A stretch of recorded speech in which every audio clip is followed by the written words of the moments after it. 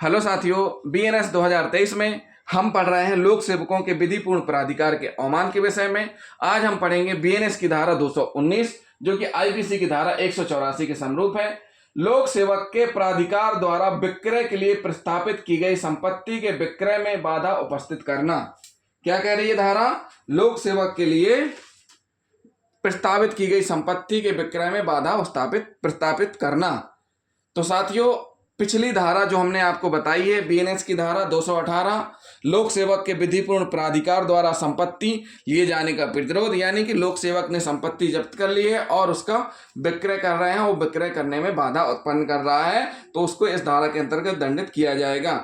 इस धारा के अनुसार किसी लोक सेवक के विधिपूर्ण प्राधिकार के अंतर्गत विक्रय हेतु निकाली गई संपत्ति के विक्रय में बाधा उत्पन्न करना दंडनीय अपराध होगा। इसके लिए शारीरिक बल का प्रयोग किया जाना आवश्यक नहीं है। लोक सेवक द्वारा किए जा रहे नीलामी विक्रय में किसी व्यक्ति द्वारा उसे गालियां दी जाना, अपशब्द कहे जाना इस धारा के अंतर्गत दंडनीय अपराध होगा। जहां पर नीलामी की कार्रवाई लोक सेवक के द्वारा की जा रही है और अभियुक्त व्यक्ति के द्वारा उस नीलामी की कार्रवाई में आकर के अड़चन उत्पन्न की जा रही है, गाली गलौज किया जा रहा है या बाधा उत्पन्न की जा रही है, तो जो कोई भी इस प्रकार का कृत्य करेगा उसको इस धारा के अंतर्गत दंडनीय किया जाएगा।